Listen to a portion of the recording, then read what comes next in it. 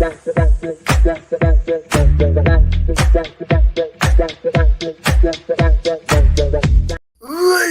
and gentlemen, boys and girls, general ages, it is a Tuesday, and welcome to Championship Rings, July 30th, 2024. Brandon Lewis, I'm going to the max with you as always. And, well, it's not just any week here in Cleveland, Ohio, because we have this thing happening at Cleveland Browns Stadium. What is it, Brandon? WWE SummerSlam 2024. That is correct. And you and I will both be there at Cleveland Browns Stadium for SummerSlam. And it's going to be pretty cool if you think about it. First time a WWE Premium Live event has been in Cleveland since 2019. Also, I believe, to my knowledge, the first time that Cleveland Browns Stadium or any stadium wrestling show has been in Cleveland. You might be right on that. But with that, we'll get to that a little later. We will get to that a little bit later. As always, make sure you can subscribe to us on the YouTube channel, Championship Rings 216. You can follow us on X at Rings Champion, Instagram Rings Champion, Facebook Rings Champion 216. Originally, I know we said last week C-Boss Gaming was going to join us tonight, but he, due to a scheduling conflict, was unable to make it. But you still got me. You still got Josh. We're going to kick things off tonight. Before we get to SummerSlam, we're going to talk a little bit about the NBA and the media rights deal and new news that came out about that. But we're also going to talk about Jordan Love, Tua Tagovailoa. They both got contract extensions on Friday. News came out about it at the same time. Now, me and Josh disagree on one of these quarterbacks. We, I think, agree on the other in terms of what they are worth in value. So where do you want to start, Josh? I mean, is Tua really worth that much? Or is it just because of the parts around him? Well, here's the issue with Tua, and we talked about this when we talked about Trevor Lawrence. I think Miami is handicapped, and I think Miami is stuck because you have this excellent roster with maybe two of the best five-ish potential receivers in the league. Tyreek Hill, Jalen Waddle. Waddle's probably closer to 10 than 5, but, with Tyreek, he's certainly very productive. You have a great offensive coach in Mike McDaniel, and when you're in warm weather and when you're in a warm climate, Tua can play like a top 5 quarterback in the league. The issue is when he's outside the cold weather, when it's November, when it's December, and you got to go to Cincinnati, and you got to go to Cleveland, and you got to go to Pittsburgh, and you got to go to Kansas City, and you got to go to Buffalo, and you got to go to New York. You get my drift. That's when the Miami Dolphins typically do struggle. And for that reason, I don't know, because I think you had to pay Tua. But again, I think it's the Trevor Lawrence situation where it's like, if we don't pay Tua, we're stuck, but he is not worth that value. I kind of view Tua in the same way I view Brock Purdy out in San Francisco, where is Brock Purdy actually that good? Or is it just that he has Christian McCaffrey, Deebo Samuel, Brandon Ayuk, and George Kittle? It's the same way in Miami, where Tua has Jalen Waddle. He's got Tyreek Hill. He's got all those running backs. He's got a great offensive line.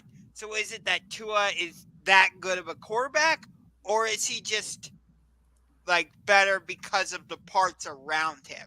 I don't know the answer. To your point, you remember Tua Tagovailoa was drafted in the COVID draft. That same draft class had the likes of Joe Burrow. It had Justin Herbert. It had in the second round Jalen Hurts. It had Jordan Love, who we're going to talk about here in a second. But if you remember, then head coach of the Miami Dolphins, Brian Flores, did not want Tua Tagovailoa.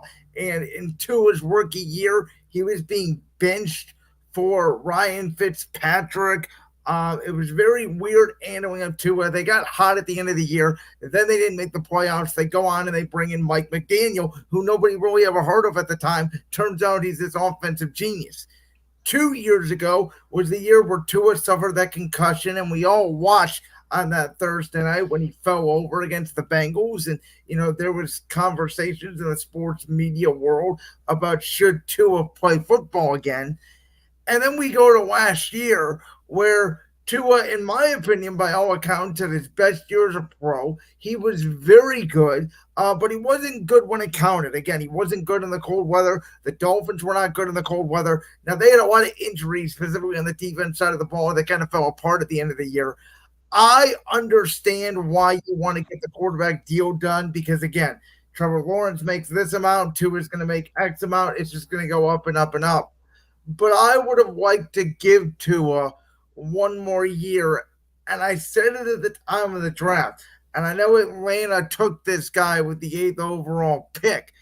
But if he was available at Miami's mid round pick, which I think they had like 15 or 16, I would have considered Michael Penix in the first round because I don't know if Tua is the franchise quarterback yet. If Michael Penix had gotten past Atlanta, he wouldn't have gotten past the Raiders. So I don't think he would have been available for the Dolphins anyway. You're probably right, but is there a world where the Raiders don't draft him? If Brock Bowers is still on the board, does Vegas still take him? I don't know, right? It's a lot of what ifs. We don't know that situation. I'm I just mean, saying, if he was, you look at the Raiders, their starting quarterback this season is either going to be Aiden O'Connell or Gardner Minshew. yeah, and they have a problem that they need to address. And obviously, there was a lot of negotiating, I think, around Penix and teams were trying to move up. I get it. I'm just saying, if I was Miami, I would have considered him if he was there. I don't think Miami did any extensive scouting on quarterbacks, is kind of my point. They've come out, they've said who was their guy, and they are betting at this point that Tua Tagovailoa is healthy moving forward, which we've only, again, seen one healthy season. Yeah. And I think part of the reason why Tua got so much hype coming out of Alabama is because of what he did in that national championship game against Georgia, coming in the second half and leading them to a game-winning drive that won the national championship. Yeah, remember he did the opposite of Jalen Hurts. Remember, the first year, Tua comes in, or excuse me, Hurts comes in and replaces Tua. The next year, obviously, Tua comes in and replaces Hurts. But Tua had a reputation going out of Alabama that same thing as sort of his brother who just finished up college at Maryland. That they are very accurate quarterbacks. And that has been true. When Tua is out in the pocket, when he's comfortable, he's accurate. He can be very good. Sometimes quarterbacks need more weapons around them. They can't be a Patrick Mahomes. They can't be a Josh Allen. They can't be a Joe Burrow, right? And carry the franchise. I don't think Tua is this guy that you can stick him with a defensive coach or bad weapons. But I think right now he's in the right situation, and Miami is paying the right side of the ball. They're paying two receivers, they're paying a quarterback, and they're paying their coach. And as long as you have that infrastructure in place, we all know Super Bowls are the goal. We all know Super Bowls are very hard to win. I'm just saying, in the next 4 to 5 years, if you're telling me Tua is staying healthy, then I think the Dolphins are going to be, perennial playoff contenders year in and year out. The problem with the Dolphins, though, is in order for them to legitimately have a chance to get to the Super Bowl, they need to have home field advantage. They need that number one seed because we saw, they can't go into Kansas City when it's freezing cold and do anything. They looked like a completely different team. If they had won that Week 18 Sunday night game against Buffalo, they would have won the division. They would have been the number 2 seed.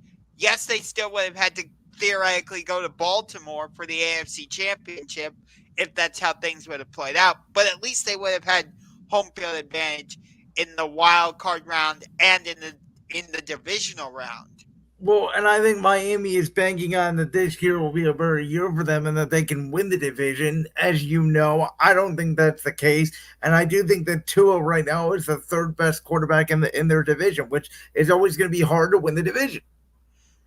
I would still say he's the second best quarterback, but in the So division. you would take him over Rodgers right now. A healthy Aaron, I think, is better than Tua. How many snaps did Aaron Rodgers take last year? Just remind me. Four. There But you go. again, it goes back to 2 years ago. We had a question of should Tua ever play football again. But you got to go So off of what have you done for me lately? yeah, I know what Aaron Rodgers has done lately, and that includes having a bounce back year this year. I can tell you if Aaron Rodgers is healthy, he's still a top 10 quarterback. We shall see about that. But we got to get to the guy that replaced Aaron Rodgers in Green Bay. And I know you are not sold on him. You, for some reason, you still believe Chicago's going to be ahead of Green Bay in the NFC North standings, which I think is poppycock. You think Um, that's absolutely, you think there's zero chance of happening? You want to bet another bottle of Dr. Pepper on that? Because I'm willing to go there. let's get to that when we get to the season predictions. Okay, fair enough. Let me clarify my stance on Jordan Love. I don't think he's trash. I don't think he's bad. I actually like Jordan Love.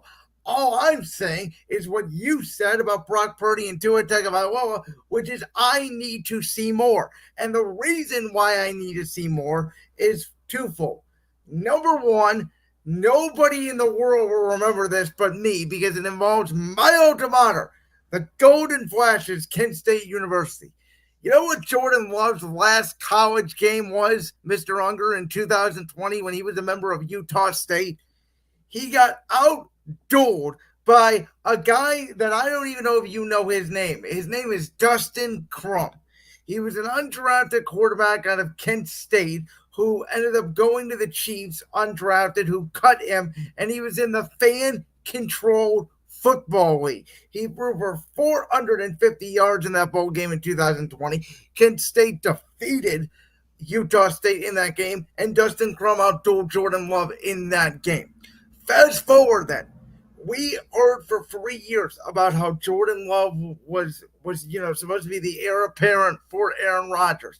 Yet we barely saw any practice footage of Jordan Love, and we did not hear any reporting out of Green Bay Packer camp. Jordan Love is the next guy. Jordan Love is ready. Why didn't they move on from Aaron Rodgers? Like we heard in Kansas City when Patrick Mahomes was there and Alex Smith was obviously there. We kept hearing reports out of Kansas City.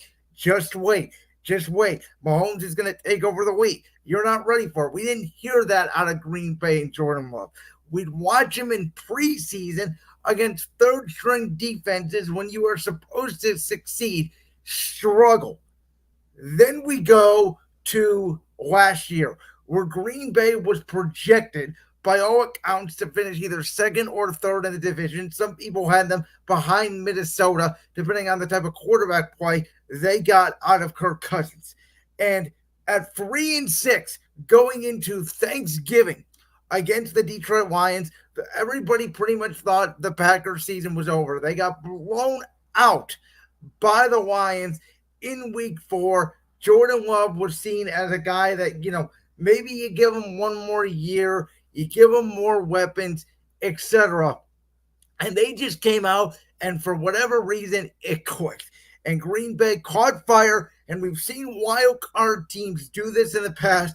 Jordan Love did only have one interception the rest of the year, and I give you that up until obviously the divisional round game against San Francisco, where he did have a chance.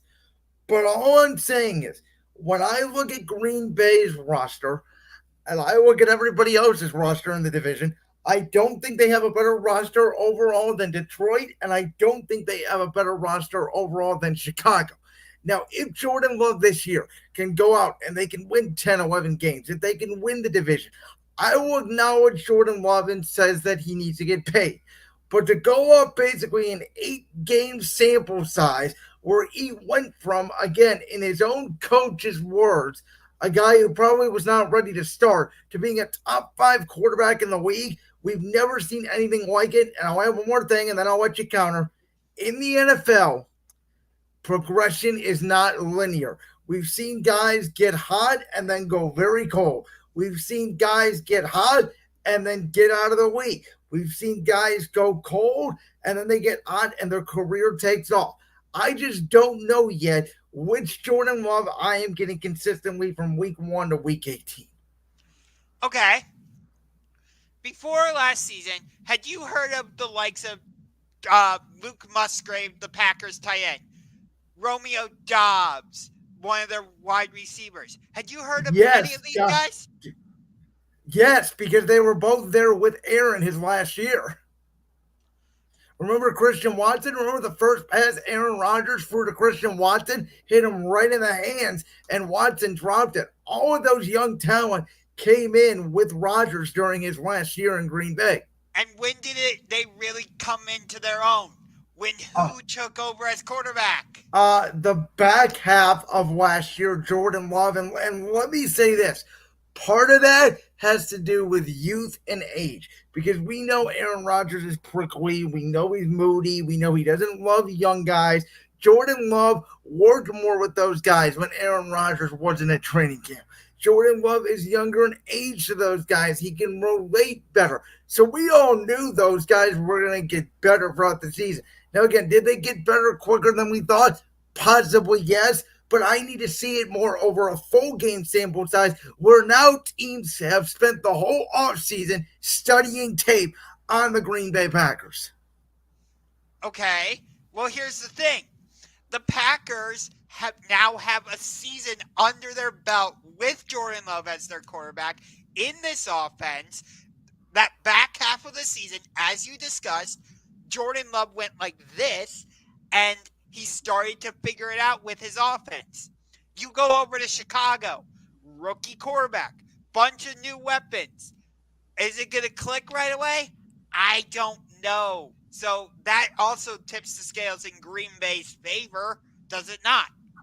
I actually do agree with you a little bit that it could be a slow start. However, I think that Bears team is absolutely loaded. And I don't put much stock at all in the guys running around in shorts in training camp, because you're not really going full speed. But have you seen the videos that have come out of Chicago? It is wow. There was one throw that Caleb Williams made that I promise you only one person in the National Football League could make, and it's his comp, Patrick Mahomes. He was rolling to his left and literally threw right-handed across his body the opposite way, like Patrick. I said, that's Mahomes. I watched him and I said, that's Mahomes. And if he is in command, and I think this Hard Knocks is going to tell us a lot. I can't wait for this to start next week. If Caleb Williams is who we think he is, absolutely the Bears on paper have a better roster than the Green Bay Packers, and they will at least match them in win total is my prediction. By the way, I think we're all forgetting about Minnesota in this division because they're going to absolutely win games, right? I mean, is there a world out there? I'm not saying it's going to happen. All I'm saying is 2 years ago, we had something we never thought we'd seen before. Geno Smith, after sitting on the bench for 5 years, came out of nowhere and resurrected his career with Seattle. Last year, everybody thought Tampa Bay was going to tank. Their roster, trade a lot of pieces. Todd Bowles was going to get fired. Baker Mayfield led them to the playoffs. This year, all I'm saying is with those weapons, that person could be Sam Darnold. It depends on how long of a leash the Vikings give him. That's the problem. They're giving him the whole season. I have changed my tune on this, but from everything that I've read and heard on the Minnesota camp, Sam Darnold is the undisputed number one starter. So they're not even giving J.J. McCarthy a chance. Not this year. he will get time and reps, but he's going to basically be the third string quarterback. He's going to be what Jordan Love was his rookie year in Green Bay. You remember, he wasn't even the backup. Yeah, I do remember that. But when Jordan Love got his opportunity, yes, it took him a little bit longer, but he made the most of it, did he not? He did. All I'm saying is you're going off 8 successful games and you're going to pay him more than Patrick Mahomes' money. I'm not comfortable with that right now. That's part of the problem, though. Everybody's comparing these giant contracts to the little amount Patrick Mahomes is making. Well, again, it's like, can I stomach paying Dak Prescott $60 million? Personally, I probably can, but am I going to have to? Yes. I think the difference here is Green Bay has sort of a runway, I would say, with their franchise. They've gone from Brett Favre to Aaron Rodgers to potentially Jordan Love seamlessly, where Green Bay fans can even tell you they didn't think Jordan Love was going to work out the way. They kind of thought last year was going to be a rebuilding year. So basically, all I'm saying is you had no pressure, in my opinion, to pay Jordan Love right now. Because if he had a little bit of a sophomore slump, if you will, even though it'd be his 50th year in the league, you wouldn't have to pay him all this money. That is all I'm saying. Well, here's the thing, though. Jordan Love's contract was coming up, so they kind of had to pay him. Like He that's was, but you and I both know that if he would have had a good season, Green Bay would have extended him. They're not wanting him going to free agency it's the same because thing. It's the same thing with Tua in Miami. Like the Dolphins basically were in a position where they had to pay Tua.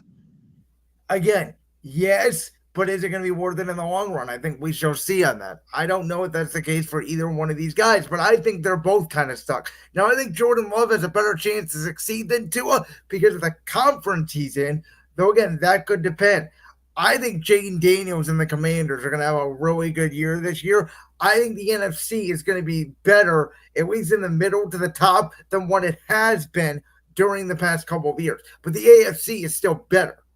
Yes, the AFC is still the premier conference in the NFL. It is. I guess what I'm trying to say is that this is more of our predictions that we'll get to, obviously. August 28th, when we come back here on Championship Rings. The NFC, there's going to be a couple bottom feeders, but there's not going to be like 5 or 6 or 7 bottom feeders like there has been the past couple of years, in my opinion. I think I can figure out who a couple of the bottom feeders are going to be already. Well, one of them is a guy who apparently is trying to convince the New York Giants to sign him back, named Tommy DeVito. So Oh there's God. one. I will give you that all day. All right, let's move on though. Let's talk about TNT because oh boy, a lot of things have changed from the last time. Yeah, a lot of things have And changed. There you go. yeah, when it comes to these media rights deals, it does sound like at this point that TNT is suing the NBA over not going with them in their new contract and choosing Amazon instead. This whole thing has become a mess, and I don't know how they're going to go about it because I don't think it's going away, even when the season tips off at the end of layout at the end of towards the end of October. So I don't know how like Ernie Johnson and the guys on inside the NBA are going to address this whole thing. Well, the interesting aspect of it, you mentioned Ernie. By all the reports, it sounds like Ernie is going to stay at Turner. Charles Barkley came out and announced his retirement, but then he also went on the Dan Patrick show and said that he's been negotiating with NBC and ESPN and Amazon. So who knows there? What I Yeah, find so, what I find so fascinating about this is two things. Number one, that the NBA was pretty much so hell bent on getting Amazon into this negotiating deal that they pretty much discarded their relationship with Warner Brothers Media. And as I said on my show today, for whatever reason, I don't understand why the NBA can't do what the NFL does and Major League Baseball does. And the NFL has contracts with CBS, Fox, NBC, ESPN, NFL Network, Amazon Prime. Now they have a contract with Netflix, etc. I don't know why the NBA was so steadfast on having three contracts, why they couldn't split up the Amazon and TNT contract and give TNT regular season games. I don't know the logistics on that. The other thing I find so interesting, Josh, and I maybe you'll have a different take on me than this. I think one of the reasons why Warner is fighting so hard to keep the NBA tells you how much the NBA means to the TNT network. Because I truly believe that if this is the last year of the NBA on TNT, there's already been rumors out there that Warner is thinking about splitting essentially their company into two different assets, a cable asset and a streaming asset. There's all these rumors about, AEW's media deal and what it would mean, and the NHL deal and the MLB deal. I think what this tells you is Warner knows they may legitimately go under or become what True TV is, which is an Impractical Jokers rerun network, if the NBA is not back on TNT. Okay, first of all, do not insult Impractical Jokers. That is my favorite I, show. I'm not insulting Impractical Jokers. I'm just telling you that's what True TV is. It's the Impractical Jokers rerun network. And I don't care. That is my favorite show on TV. So I'm just telling you that's all they play. I okay. like the show too. I'm just telling you what True TV is. And I'm perfectly okay with that. But it is interesting that Warner Brothers is so desperate to keep the NBA on their network. I kind of wish they would put the same energy and passion into the NHL. We'll see how this affects AEW. I know that HBO Max has started putting AEW content on their network, at least internationally. I don't think it's happened here in the US as of yet. That's what I've heard. It's only international? Yes, you are I correct. do think it will be it's only a matter of time before AEW content comes onto HBO Max here in the US. But in terms of this, um yeah, it does smell of desperation from Warner Brothers more so than the NBA. By the way, and I know you're a big hockey fan. I know how much you care about the NHL, but the NHL and Major League Baseball, because Warner obviously has a relationship with MLB when it comes to the MLB playoffs and TBS. Those are the third and fourth most popular sports in America by far. And the NBA is the second most popular sport in America, and that's nowhere compared to the National Football League. So, in terms of ad dollars, in terms of revenue, in terms of people watching, that is why the NBA is so valuable, because outside of the World Series, even NBA regular season numbers and maybe big, in season tournament, which is part of the reason why they did it, those could outdraw MLB, ALCS, NLCS, and will certainly probably outdraw NHL playoff games not named the Stanley Cup final. Yeah, um, it's interesting to me though that you bring up the NFL. Why haven't they tried to get onto Warner Brothers and form a TV deal with TNT or TBS? Because the NFL doesn't need it because they already have seven different broadcast partners. And the one thing TNT has done, they're going to get some rights to some college football games. So that will help them. But again, that's only 2 or 3 weeks out of the year. Yeah. So Basically, what they're telling you is I'm comparing this to, in a way, I've always said that without Monday Night Raw and now Friday Night SmackDown is going to be going there when Raw moves to Netflix, but without WWE, who's watching the USA Network? I mean, the numbers tell you that WWE is, triple the amount of their second most watched show. The same thing is true about TNT and the NBA. yeah. Although I know AEW has been getting better TV ratings as of late, but It's better, but again, there's a reason why the NBA and the playoffs takes precedent. Why AEW gets kicked off for March Madness. All this stuff. It's nothing to do with them.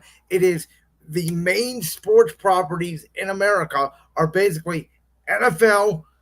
I would argue now probably college football, March Madness, and then the NBA. Yeah, I would agree with you on that. So, but speaking of the WWE, let's just get right into Let's it. do it. Oh, where'd it go? Oh, we're clicking on it. There we go. I got it. Okay, cool. Yes, SummerSlam. As we talked about in the beginning, SummerSlam is coming to Cleveland Browns Stadium. You have talked about this. You think this is more of a test from the Haslams to see how Brown Stadium does with as big of a crowd as it's going to be. Although from what I've seen on the ticket sales, it doesn't sound like it's going to be a total sellout at Brown Stadium. I think they'll get it there by the event. Sounds like it's going to be about 50 to 55,000. Which you take the ring and all that, it's still going to be a massive crowd. Oh yeah, um, and they've already shown pictures of the setup. It's going to be like those four tall pillars with the ring in the middle. So I wonder, do you think they're gonna have like the classic stage setup, or is it gonna be like the ramp? It's not going to be a WrestleMania stage. It's going to be the more stadium setup that they've done for Elimination Chamber and the other stadium shows they've done, which is more the ramp and a simpler stage. Um, Now, with that being said, before we get into this preview, I would like to say that if you are in the Cleveland, Ohio area, there are tons of events going on. Not only at the Agora, but there's a team shop at Tower City, multiple meet and greets downtown. If you have the money or you have the means, by all means, I'm going to be doing some of these events, not all of them. Take advantage of it. This is a once in a lifetime opportunity for the second biggest premium live event to come to your city, as it's the first time SummerSlam has been in Cleveland since the infamous Undertaker Mankind Boiler Room Brawl 1996 SummerSlam. Yes. Um, and SmackDown's also gonna be in Cleveland the night before. They're Yes, it basically is. they're basically turning SummerSlam into hot WrestleMania. That's why I was asking you if you think they're gonna have like some type of custom stage, because as you've seen over, I would say going back to the SummerSlam in Nashville, they've tried to turn SummerSlam into, the summer version of WrestleMania. I would go back a year before. I would say starting with Vegas in 2021. But we always knew that this was coming. It's definitely smart business. And I think when they get to Minneapolis in 2 years, it's going to be a full on summer WrestleMania. And that's more to, again, make up for Minneapolis not getting WrestleMania next year and not going to Las Vegas instead. But nonetheless, this is the second biggest show of the year. No, I don't think it's going to be a big stage. But to be honest with you, I still think it's going to be an absolute fire show, and I don't think anyone's going to really care that much. Now, um, I think there's all but one match on this card that I'm like excited about. You know which match I'm not interested in. So I don't know if you want to just start with that match or what. If you want, let's go ahead and do it. It's basically, I don't know if this match is for the women's championship or if it's for the custody of Dom. How about both? What is it? Put the title and Dom on a pole? I wanted them to put the title and Dom on a ladder and have Dom hang from the ceiling, or put Dom in a shark cage, or do something. Yeah, Rhea and Liv for the Women's World Championship, a rivalry that has dated back now 2+ years. They both have taken out each other's shoulders. They both have taken the championship away from each other, and now Liv Morgan is trying to complete her revenge tour by taking away Dirty Dominic Mysterio from Rhea Ripley, though I don't know if that's necessarily the case. I, if, I've been watching Raw recently, and I feel like Rhea is going to get screwed over at SummerSlam by Dom, and this whole thing's gonna be a ruse, and Dom's gonna come out and say, "Yeah, I've been in cahoots with Liv Morgan the entire time." I don't think that that's the way they're going to play out, but I don't think Rhea Ripley is going to retain the women's championship. I think this Well, whole thing with her and Dom is going to continue. There's going to be some sort of accident where Dom cost her the championship, but I don't think it's going to be a complete turn yet because I think what's going to eventually be revealed is the real person behind the Judgment Day turmoil is not Dominic Mysterio. And this is how you somehow, some way turn the guy that gets the hell boot out of him into a baby face because Dominic Mysterio is not the one behind the Judgment Day uh, downfall, if you will. It is going to be one half of the current World Tag Team yes, Champions, yes. Finn Balor, who is going to reveal that even back when him and Liv Morgan were teaming up in 2022 alongside AJ Styles against the Edge version of the Judgment Day with him, Damian Priest, and Rhea Ripley. They have been always working together to take down the Judgment Day. And Finn, Liv, and JD probably go together, and you have Dom, Rhea, and Priest together. And Carlito was just somewhere in the middle doing God knows what. I gotta admit, Carlito's been hilarious throughout Carlito this and the whole. Judgment Day has saved his second run in WWE. It's been hilarious. Um, as much as I've hated this whole storyline, the Finn Balor aspect of this whole thing has kept me interested. You know what I Remember, mean? Balor's the one that took the hotel key. And people were pointing out last night on Raw that, well, apparently Liv Morgan destroyed the Judgment Day's clubhouse. She did not touch any of Finn Balor's things. That's why I'm thinking um, it's going to be Dom who, says, yeah, I've been in cahoots with Liv Morgan the whole time. But who's really been in control? It's Finn Balor. See, I think Dom actually stays with Rhea, and you have Priest, Dom, Rhea on one side, pretty much the original Judgment Day, if you will, outside of Dom coming in, versus Finn, Liv, and JD. So don't get me wrong. This match on Saturday is going to be great. They are going to beat the absolute snot out of each other. I'm very excited to see Rhea Ripley live. It's just this whole storyline with Dom, Rhea, and Liv being this whole love triangle dynamic. That part's just not clicking for me. I've tried to get into it, and I'm just, no, thank you. I don't Let's like put it this. this way. I think this match is only the beginning, as I told you a couple weeks ago or last week, of this ongoing fall storyline on Monday Night Raw. So I think it'll be a good. It'll be a good match. I can't say it's gonna be a great match, but then again, it's Rhea Ripley. I don't know. Let's move to the other women's match, which of course features the WWE Women's Championship, where Bayley, of course, won the championship off of her former Damage Control stablemate Io Sky at Night 2 of WrestleMania 40, takes on the Queen of the Ring, Nia Jax. The problem with this match is, yes, Bayley has had a legitimate title reign. Not that, so I don't want to say it like that, but Bayley hasn't really had a a feud for her to A really signature feud. Yeah, I Yeah. think right out of the gate, I enjoy the triple threat with her, Naomi, and Tiffy at Backlash. The Chelsea Green Piper Niven feud was better than what it should have been. I thought Piper gave her an excellent match at Clash of the Castle as well as Oh yeah. on SmackDown a couple of weeks later. But I think that ever since Nia got drafted to SmackDown, if you remember her first night, she attacked Bayley.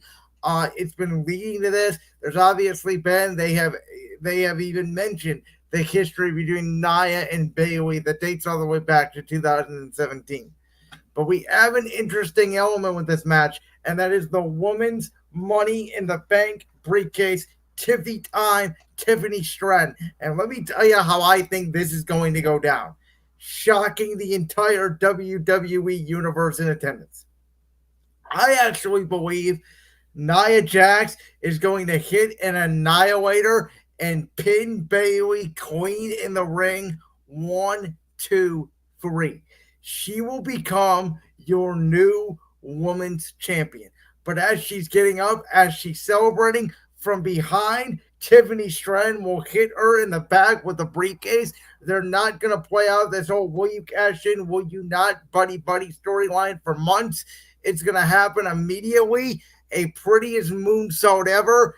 And Tiffy Time is walking out of Cleveland, your new women's world champion. So it's interesting that you mentioned Tiffany Stratton and that whole thing. Because if you remember, during Money in the Bank, she had a backstage segment with Trish Stratus, and then I think it was on the SmackDown after Money in the Bank, Tiffany cut another promo on Trish Stratus, and I thought that was going to turn into a, a somewhat legit feud, and we might see that match happen this weekend at SummerSlam. That doesn't seem to be the case. Um, Personally, I would have liked to see that match because I would have liked just be one because I would have liked to have seen a non-title women's match be on the card, but also I would like to see a Trish Stratus match in person because I have never seen that. So that's just my personal preference on that.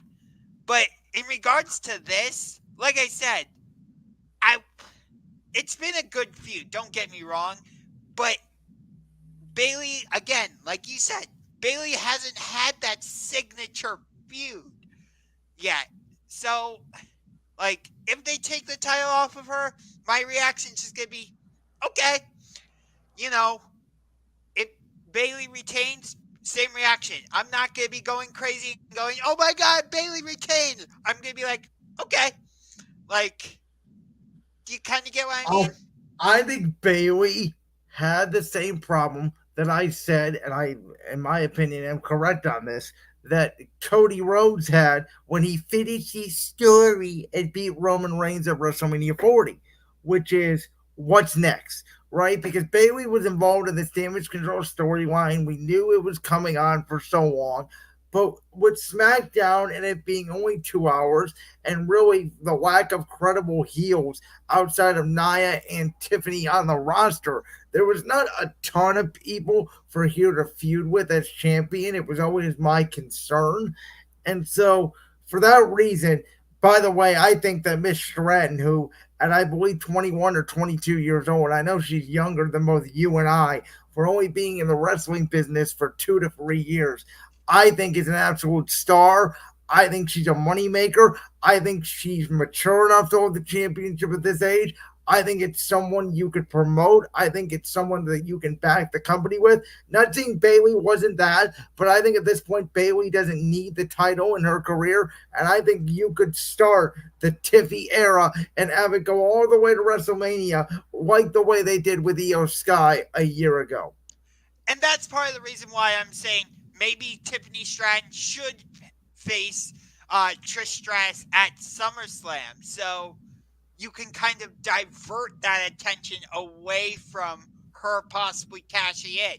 Because if she has a match, against against Trish Stratus, excuse me, I feel like people aren't going to think about her cashing in as much. Like, go back to WrestleMania, I think it was 31. Correct me if I'm wrong. When Seth had his match with Randy Orton, did you believe that he was going to cash in during the Roman Reigns Well, Brock nobody Lesnar? thought during because it's never been done before. If I recall, well, that was a long time ago, but I had predicted that Seth Rollins would cash in at some point at WrestleMania. Okay, but I felt like Do you kind of get where I'm going with Yeah, this? I mean, it always obviously takes a little realism out of the occasion when you had a match. You don't expect somebody to come back. But I think every time there's a championship match and you know there's a Money in the Bank briefcase holder, especially on that brand, and you know it could be an either way thing, and the Money in the Bank holder has already been involved with you, it's going to be on the back of your mind, even if, and it's always unexpected, no matter if you're expecting it or not. You know what's interesting though, and I don't really like this. They've made it clear that Tiffany Stratton is going to cash in on the SmackDown champion. Like, Well, no, not necessarily. I disagree with you on that because her first promo when she came out as champion, she specifically said, "I can cash in on SmackDown, I can cash in on Raw, I can cash in on NXT." She told Bailey if she was in her way, she was going to cash in on her. And again, that's what the briefcase holder should say because they're on the same brand as the champion. They cannot really cross brands, but theoretically, she could cash in on any brand she wants. yes, but the way they've told the story, they've kind of made it clear she's going to cash in on either Bailey or Nia. And by the way, in my opinion, that's not a bad thing because SmackDown needs her.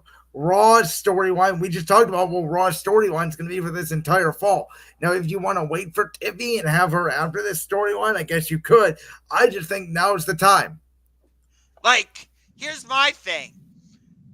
If if you have Tiffany Stratton cash in on either Rhea or Liv, and she becomes the champion on Raw, I feel like you can still do the Liv Rhea storyline even with the championship out of the picture. A lot of it, though, did you hear what Rhea said on Raw? A lot of her anger is because she's no longer champion.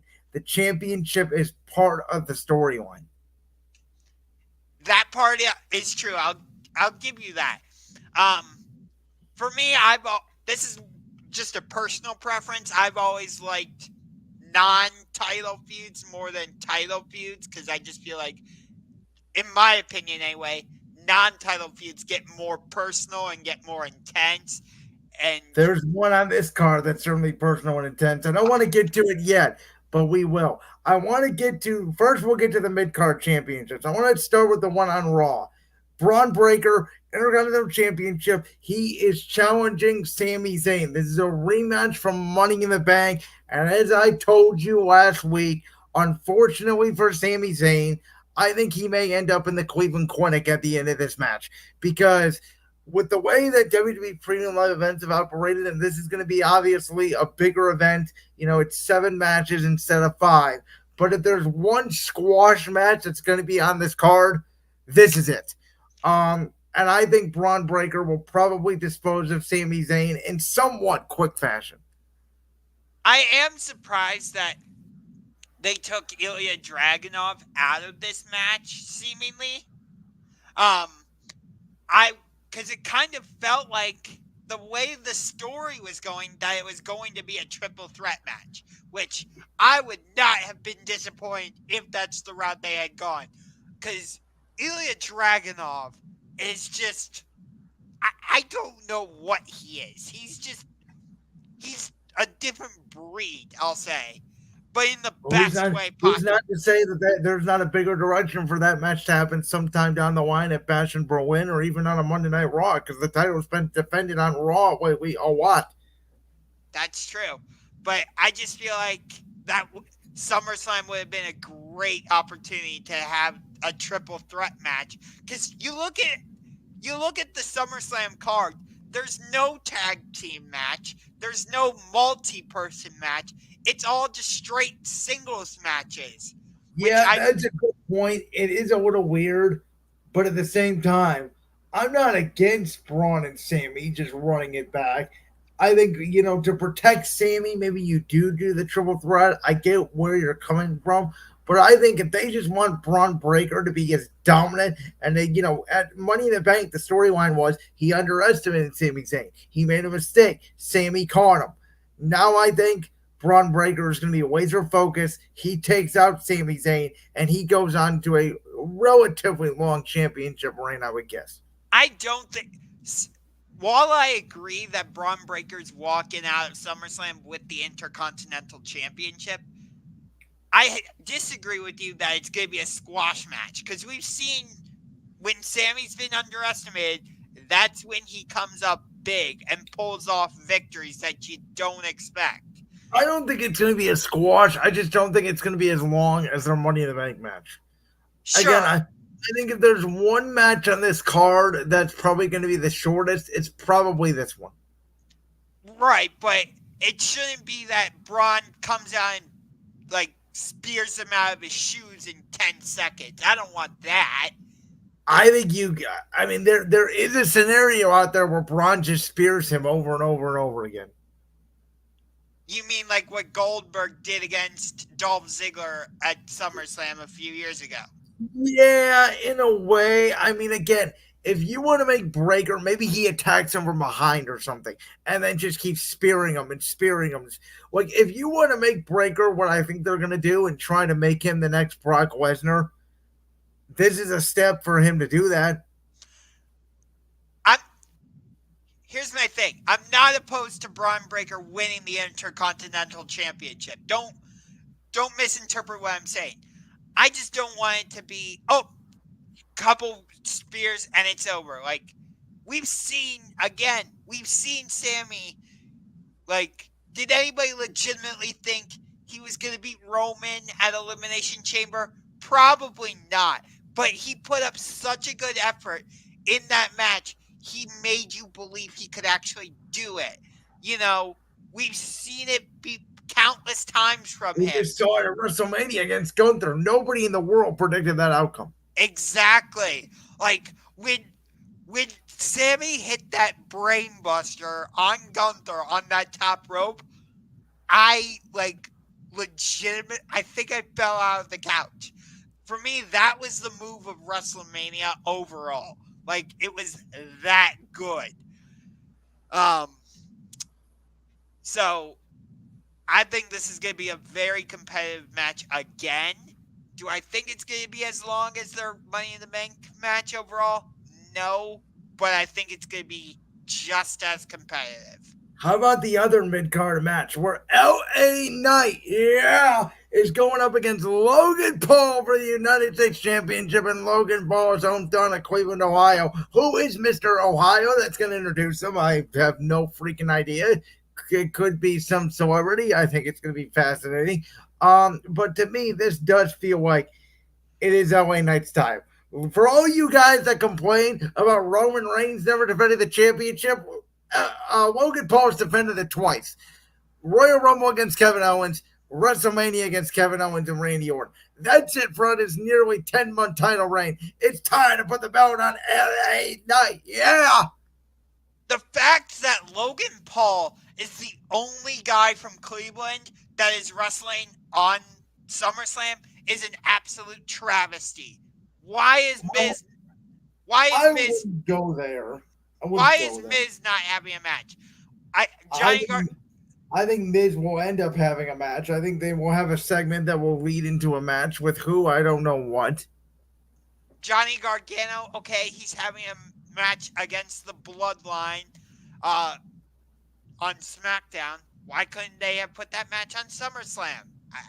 You know, but nonetheless, yeah, I don't know why they put the U.S. Championship on Logan Paul in the first place. It's called viewers. It's called popularity. It's called putting it on every single podcast in America. For however you feel about the presidential election this year, you do realize Logan Paul was carrying the United States Championship in with a former president of the United States.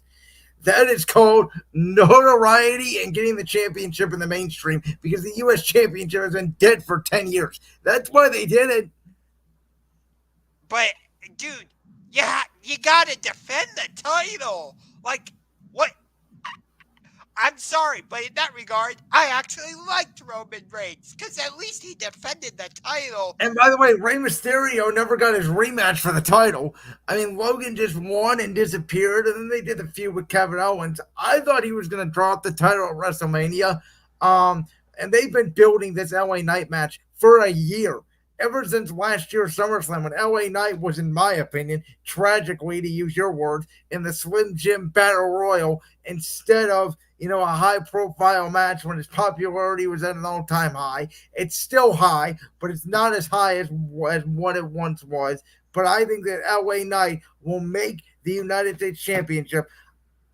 I well, I was always going to say great again, but I don't want to steal from a presidential nominee. So he will make the United States Championship relevant again. Yeah. That this seems like the most likely outcome of all the SummerSlam matches. This seems like the one that's most easy to predict. All right, let's go to the non-title feud. CM Punk, Drew McIntyre, the special guest referee, your favorite wrestler in the company, Seth freaking Rollins. Where the only rule in this match is to abide by the refereeing officiating of one Seth freaking Rollins. And according to Drew McIntyre, he's going to rip the heart out of one Phil Brooks. This match, I'm sorry I'm laughing. What hasn't this feud had? I mean, Credit to both guys. By the way, I will say this over and over and over again. This feud, technically, if you want to be really technical, it started the Night at Survivor Series in November of last year when CM Punk made his return to WWE. Checks notes, it is going to be August 3rd, nearly 9 months, and the only in ring action they had is when Drew McIntyre delivered a future shock DDT to CM Punk that separated his tricep. That's it, and yet it feels like they've been wrestling each other for 9 months. the interesting thing about that, though, is it seemed like they really kicked off that moment you're talking about at Survivor Series, more so kicked off the feud between Punk and Rollins. Yes, and that has been going ever since. I was in the building in December in Cleveland when CM Punk, who, by the way, we all know I was in the arena that night. I don't remember if you said if you were in the arena that night of No, I January did. No, I did not go to that Monday Night Raw. Okay. January 27th, 2014. I remember it like it was yesterday. We were all wondering why Alberto Del Rio and Kofi Kingston had a damn near 45-minute match on Monday Night Raw. Turns out half of that time was supposed to go to CM Punk. And then 10 years later, CM Punk returns to WWE, signs his Monday Night Raw contract in Cleveland, which, by the way, is somehow also his UFC debut arena in Rocket Mortgage Fieldhouse. I was at that UFC event, UFC 203. There you go. So CM Punk somehow, even though he's a Chicago kid and he loves the Chicago Cubs, as we know, he has a lot of history with our home city and our hometown. I was also at the AEW Dynamite where they did the title unification bout between him and Moxley. I forgot that was in Cleveland. Yep, I was at that AEW Dynamite where you had the broken foot angle, which, as much as I shit on CM Punk, he's been so good when it comes to the non-title feuds, whether it's been in AEW or WWE. I mean, like, everything with Drew McIntyre has been awesome. And then you go over to AEW. I loved his feud with MJF. That was one of the best feuds AEW has ever done. I would argue it's the best. Ooh, I don't know about that because Swerve and Hangman are just, oh my God, it's up there. It's close. Oh yeah. And everything with Punk and Darby when Punk first came into AEW was great. Personally, I did not like the Punk Hangman stuff. I don't want to get into all that shit. We exactly like you said. I don't want to get into all that shit. I'm gonna ask you a question because, in my opinion, this is the way I see it. This match is gonna have no rules, weapons everywhere. People are gonna be beating the hell out of each other all over the arena. How does this match end? I don't know because they're gonna stretch this into like 2 or 3 matches at least. So I genuinely have no idea because you. My guess is this trilogy is going to end with a Hell in a Cell match, probably at the Bad Blood Premium Live event in, I believe that's October, if I'm not mistaken. Correct me if It's I'm wrong October there. 5th in Atlanta. Okay. So the question is, how do you get there? I And does that involve Rollins? Is he still involved with the feud? Of course, we're going to answer up next the World Heavyweight Championship match and what that means for potentially him and others in the future. I think no one is going to win this match. Some way, somehow, Rollins is going to curb stomp both of them and just walk out. And they're just going to keep fighting, and Adam Pearce is just going to declare it a no contest. Something like that is going to happen. No one is going to win this match. You could definitely do that. I'd be all right with that.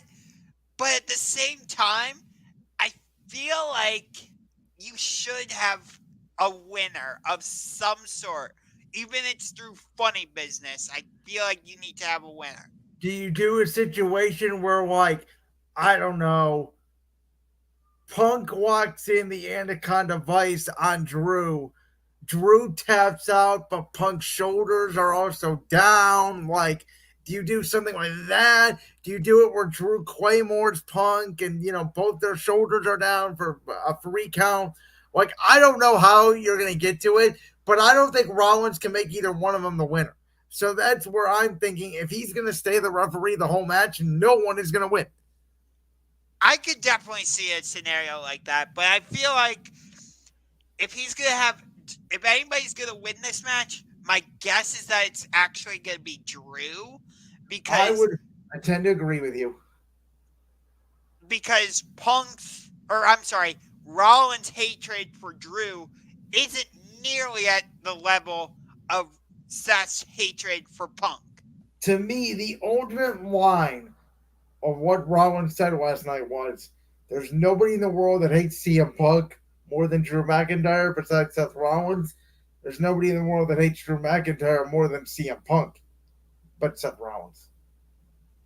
So I I'm actually a little bit surprised this is just a regular match. It's probably gonna end up being more of a no DQ match, but I'm Oh, a there is going to be no rules. Rollins made that clear. There's only one rule. You have to listen to whatever he says. so so you essentially this is gonna be a no DQ match This is going to be you could fight on the street, see if I give a fuck match. then. Okay. Shall we talk about El Champion and the Ring General, who is looking to bring prestige back to this great sport as Gunther, the winner of the King of the Ring, challenges El Champion, and right now, the leader of the Judgment Day, Damian Priest. I'll tell you what. Out of all the matches on the SummerSlam card, this is the one that I'm most interested in. Um, there's I don't know what it is. There's just something about how they've built this up that just like has me so interested. I And Priest all of a sudden turning face, which I did not expect. I I have no idea who's gonna win this match. This is We just talked about all the scenarios that could happen with Punk and Drew and everything with Seth. So yeah, I would say that match and this match has the most mystery surrounding them in terms of not knowing which way you're going to go. Because you could keep the title on Priest, do the rematch at Bash in Berlin, and that's where Gunther wins it. But here's the other scenario. You could have Priest retain, and then maybe you do revisit everything with Seth, because if you remember, Priest said, I'm clearing away that stipulation. So Yes. if you want run this back with me, we can do it.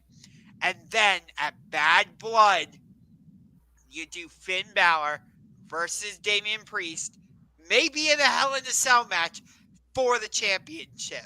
I know you've been calling that. I don't think it goes that direction at all.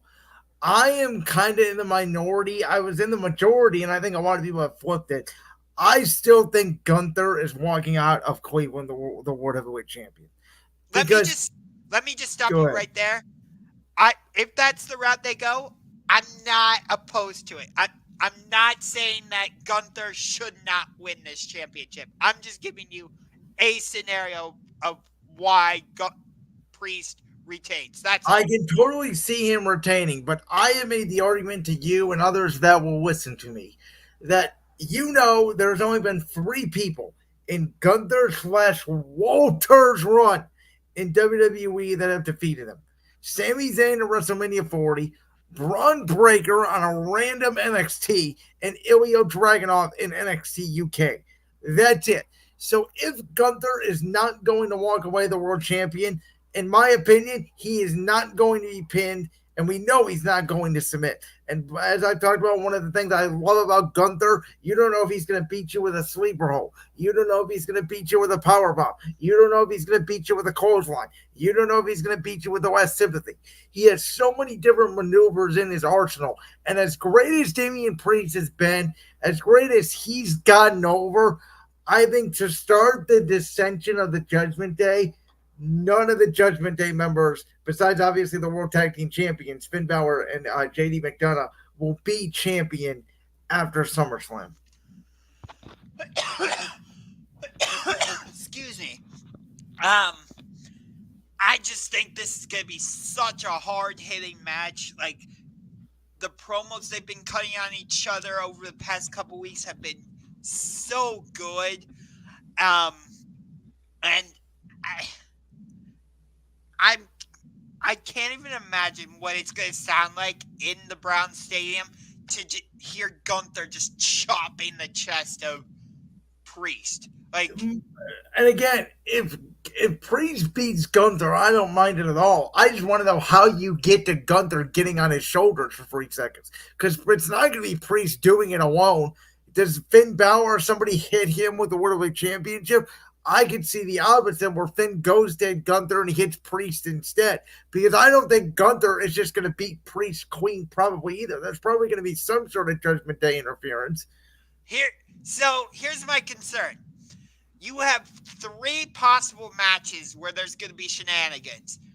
Rhea versus Dom, or no, I'm sorry, Rhea versus Liv, and then obviously Drew versus Punk, and then you have this match. I'm a little concerned that SummerSlam's going to be oversaturated with shenanigans. You're leaving one big one out, the match that we have not got to yet. Yes, Solo versus Cody. So that's So 4 out of 7. And by the way, does somebody on Logan Paul's team or even Austin Theory or Grayson Waller interfere against LA Knight? That's a situation that could go down too. So, do you share my concern that SummerSlam could be oversaturated with No, shenanigans? because I think the story calls for it, and I think this is typical Triple H. When Triple H was a wrestler, when he was world champion, when he was on top in Evolution and the DX days, there was always shenanigans in his heel factions, and it's just how he books. Even going back to the Undisputed Era in NXT and Imperium. So no, because I think most of these stories call for it, and I don't know. I just think the outcome is so unpredictable. It's going to be like whatever happens, happens. Yeah. Um, I think other than Braun versus LA Knight, or sorry, I keep screwing this up. I mean, other than LA Knight versus Logan Paul, I think the most predictable match is the main event, Cody versus Solo. Cause I'm kind of with you, but there is a scenario out there where Solo Sikoa becomes the undisputed champion. I'm not saying it's going to happen, but I'm saying it's not a zero. That's what I'm right, saying. I would agree. Um, Personally, I would not take the tag team titles off of DIY on SmackDown, but that's probably what they're going to do because they don't want Jacob Fatu to suffer a loss yet. Um, but Roman Reigns is coming back. Either I the biggest question is how and when.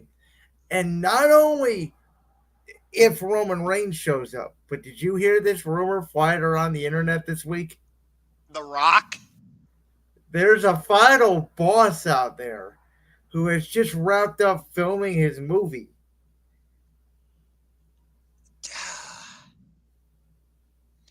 I don't know. Listen, I don't think it's going to happen. If it does happen, I will scream like a little girl. I will acknowledge it right here on this podcast. Okay, I just here's want to my sit back and enjoy it. I don't know what the hell is going to happen. here's my here's my big question. When Roman comes back, if he uses his entrance music, does he go with the head of the table music that he's been using, Yeah. or or does he bring, since he's coming back as a babyface? Is Does he he? go? Yeah. I would say he's going to be a tweener. He's not going to be a straight baby face. Okay. Either way, do you think there's a possibility he goes back to the big dog entrance? No. And I'll tell you why. Roman Reigns' big dog career is over. Roman Reigns is now the tribal chief. He is now the head of the table. Roman Reigns is more recognized now, arguably, than he was back when he was the big dog. You cannot go from that title reign as the third most historic championship reign in the history of the freaking sport back to the big dog, where he was getting dog food thrown on him by Baron Corbin. That's 100% no. The only let me the only reason I'm asking you that is because we know he's going to be put right into this story with Solo Sikoa about head of the table bloodline stuff. Maybe you want. That's why I'm asking. Don't necessarily change his character or his character as head of the table and stuff, but maybe go back to using the big dog music just to make it feel a little bit different. Well, you're saying go back. Do you know how many WWE fans have become new fans since Roman Reigns became the tribal chief? I would argue a lot.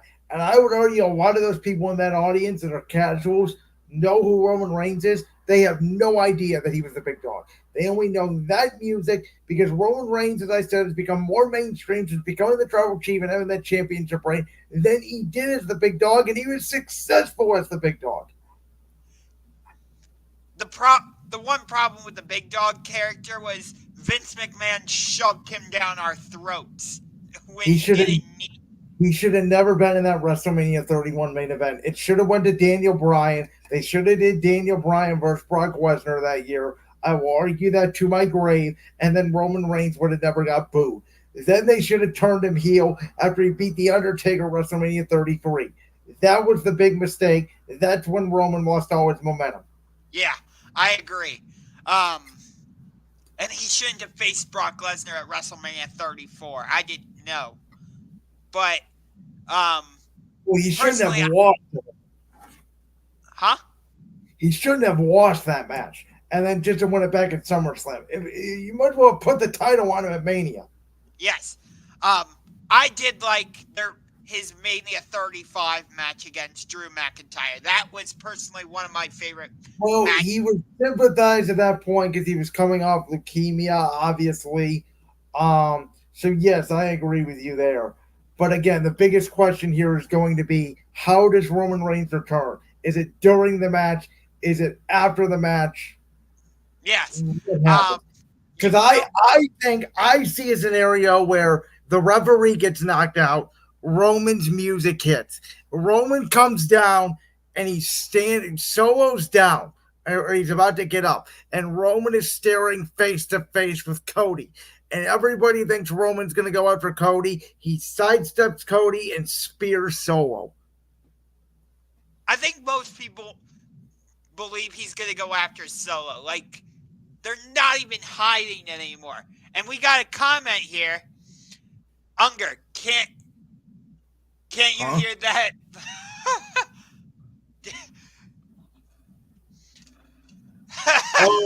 Is that the old Roman dinner?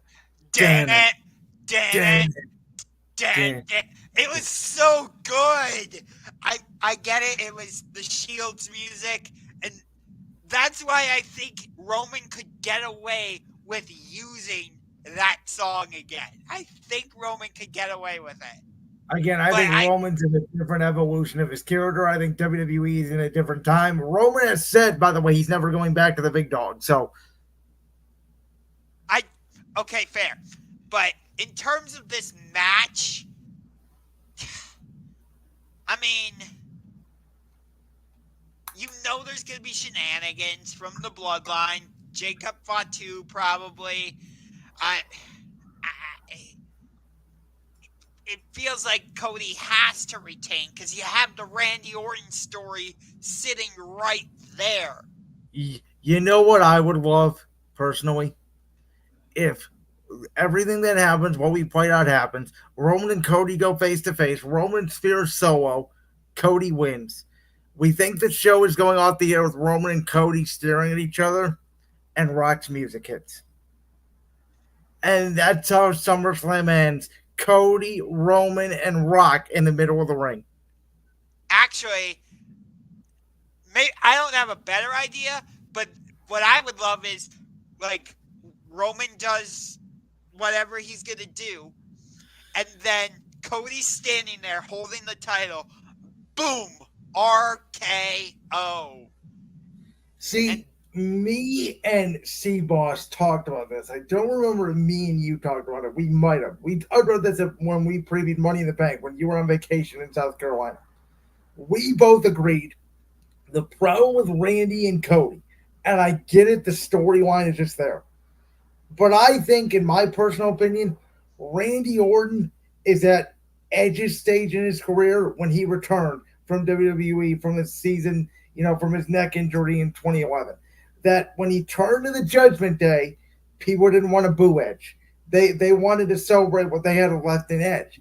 I think Randy being gone for 18 months and Randy being super over. I'm not saying he can't do it because Randy is a fantastic heel. But now with everybody singing the Voices theme song and everything with it, I don't know if you can turn Randy Orton heel again. knowing we've seen Randy, he could easily turn heel and get the crowd to go against him. That's what we thought about Edge, though, and it didn't work. I think Randy is more capable of being that type of heel than Edge was. I think they're on the same level. And again, I think Randy's capable. But again, are people going to boo him? I know I'm not going to boo a heel Randy. I wouldn't boo him only because I would be so invested in the story itself. I wouldn't boo Randy because I freaking love Randy Orton. I think me and you talked about this. I think he's one of the GOATs. Oh, yeah. For me, Randy Orton is easily on the Mount Rushmore. I think you could do Randy and Cody and not turn Randy fully heel. The problem with that, though, is I feel like you have to turn Randy heel so they can fully dive into all the history between the two of them. See, I think booking Randy and Cody puts Cody in the same position back when he left AEW, which is the fans are going to start turning on him. He's not going to turn heel, and it's going to be here we go again. Yep. So. You got anything else to add? No, I don't. All right, well, nope. What's going to wrap it up then? With that, thank you guys so much for listening to this episode of Championship Rings. When we come back next Tuesday, me and Josh will be here to recap all the events at Cleveland Brown Stadium and Rocket Mortgage Fieldhouse. And then a couple weeks later, Josh and C-Boss are going to be back on Championship Rings. I'm going to take a couple weeks off. They're going to preview AEW All In from Wembley Stadium in London, England. And I will be back on August 28th. So I will be missing the August 27th. I'm sorry. I will be missing the August 13th and August 20th show. We'll be back August 27th for our full NFL season preview as we officially launch back in the football season. All things NFL every single week on Championship Rings. Cannot wait. Yep, we officially get the return of NFL football on Thursday between as the Houston Texans take on the Chicago Bears You're in the not Hall. wasting your time with the Hall of Fame game, are you? I sure am gonna watch it. Oh, Josh. Well, you're better than me. I'm not watching the Hall of Fame game. I gotta watch better. I said it. Listen, I can't watch preseason football. I watch the Browns and my hometown Eagles. That's it. I may watch a little bit of Caleb Williams. I may watch a little bit of Aaron, Jaden Daniels, maybe a little bit of the rookies, and again Rodgers if he did play in that third preseason game. But besides that, I can't watch preseason football. I can't get invested in guys that aren't going to make the team. But that's the thing, you don't know who's gonna. Like, would you have predicted Puka Nacua, a 5th-round pick, to come out of nowhere and do what he did for the LA Rams? No. No, but he would play in the preseason games. These guys in the Hall of Fame game are not going to make the team. Most of them, some of them will. There was one year. Remember that one year Josh Jacobs played in the Hall of Fame game for whatever reason. And he went on to have a pretty good career with the Raiders. We'll see what he does with the Packers. But for the most part, I mean, you're talking Tyson Bagent. Are you kidding me? That's not going to get me to a TV. So, Uh, but yes. Yeah, listen, I tell you, I watch hardcore NFL in the regular season. I told you I loved that Raiders Jets game last year with Zach Wilson against Aiden O'Connell. I'll watch bad football when it's meaningful. When it's not meaningful, I can't do it. all right. Well, So we'll be that back. we'll see you guys next week right here on Championship Rings to recap WWE SummerSlam.